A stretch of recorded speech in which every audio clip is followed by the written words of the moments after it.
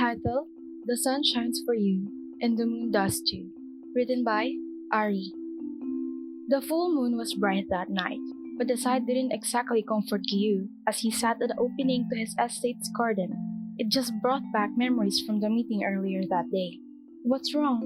Giyuu actually flinched at the sound of your voice, which made you more worried. Sure, he was usually quiet, but he was more outspoken when it was just the two of you. Giyuu didn't turn to look as you sat beside him. Scooting closer to lean on his side, Giyuu relaxed at the feeling of your body heat, his head slowly dropping to lay on your head and shoulder. Moments like this made life more bearable, just peaceful moments you'd spend side by side. None of the high-paced and high-stakes events of your usual lives. He didn't reply right away, but you waited. You'd learn to tell when he was thinking of what to say or he didn't want to answer at all. Your eyes closed. You heard him mumble something under his breath. You gave him a soft hum, encouraging him to say it louder, although you already had an idea of what was bothering him. "I should have gotten you something different," he finally whispered. You opened your eyes. You tried to turn to look at him, but his head felt heavier on yours, almost like he knew what you were trying to do and he was refusing to let you do it. You settled on your earlier position for the moment. "Why? I love it already," you whisper as softly. Talking any louder felt like breaking the peace you both found yourselves in. Was it because of earlier? He doesn't answer, only able to muster a low hum. Instead, he pulls at your hands, intertwined on your lap, before settling it on top of his lap, tracing the lines and crevices of your palms with a finger. If he was willing to initiate touching, then he was more affected than you thought prior. "Do you really like it?" he whispers, his voice even quieter than before. I'm not doubting you, it's just that..." His words trail off and there's a hitch in his eye. "I don't care if it's not the sun. I think I actually love it more because it's a moon," you say confidently before forcing your head to turn to face him, your chin on his shoulder. The sudden movement forces him to lift his head and to stare at you directly. "It's those eyes again. Because when I look at it, it reminds me of you." Your words make Giyuu's hands stop tracing your palms, and you take the opportunity to pry them from his grasp. You cup his face and pull him closer, his eyes close, out of impulse. But when he feels nothing, his eyes shoot back open, a tinge of red on his cheeks. He tries to pull away, but you didn't let him. Smiling as warm as ever, and he doesn't bother trying harder. You press your forehead to his. "I love that clip because you gave it to me." Giyuu found himself making a mental note of how you looked right now, the moonlight illuminating your face only accentuating the blush on your cheeks.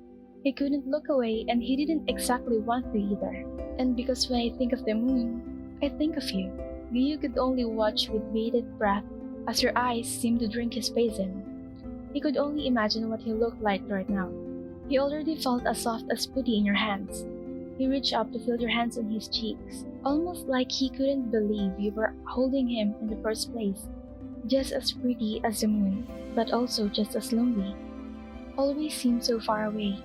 Your voice was so quiet, Giyuu felt like the softest movement would break you. It was like you weren't even talking to him anymore, just lost in your own thoughts. He hung onto every word, but that only made me want to know more. It only made me want to get closer than anyone would dare. Giyuu's hands traveled from your hands to your cheeks, brushing away stray locks out of place. He barely registered the hair clip crowning your head. The movement his hands cupped your face, you leaned into his touch. The look on Giyuu's face was curious, like a child who didn't exactly know what was happening, but didn't want it to stop either. "And if people saw me as the sun, well..." Giyuu didn't think it was possible for his cheeks to burn more, but he was wrong. As he watched you, you suddenly looked at anywhere but him, your own face glowing red. "I'd be lost without my moon, right? We come as pair after all." Giyuu wondered how the hell you were able to say this kind of things with a semi-straight face, but no matter how good you were making him feel, he didn't think he would last long if you said anything else. Without even thinking, he leaned in and pressed his lips to your cheek, just a peck, before he pulled away as much as your hands would let him. Now, it was his turn to look at anywhere but you, his breathing harsh as he tried to rack his brain for an acceptable excuse as to why he did that. Would you take it nicely if he said he wanted you to shut up already before he'd black out from overheating?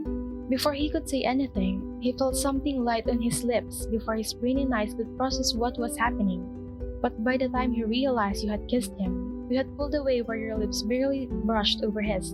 Giyuu, if you don't like it so much, he whispered, breath fanning over his face. Why did you give it to me in the first place? Why? Why? Because you weren't the sun to him.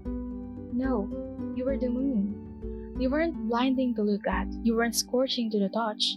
You were comforting.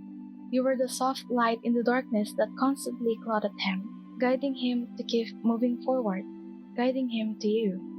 Because you marveled at the sight of Giyu's smile, so at peace and relaxed and far away from the horrors of whatever the future brought. You want to ask him why he's been holding out on you for this long. Will we always meet up at night? You blinked, confused at his words, which only gave him the chance to lean back in and properly kiss you, refusing to acknowledge how hot his face felt. Yes, you were the moon. Because as the moon pulled the tides towards it, that was exactly what you did to him, pulling him closer and keeping his world running smoothly. And who was he to refuse you? The next pillar meeting came much earlier than expected. An emergency, the crowd had said, and everyone was clicked together. Tension at the Ubayashi estate were running high, only broken when a certain water pillar entered. The other pillars stared dumbfounded at the amber gemstone pin, shaped like a sun on the right side of Giyu's bicolored howdy, the color of sunset, a striking contrast to the burgundy cloth. Matters were made only worse when the sun pillar herself popped up from behind him and pecked his cheeks before greeting the others.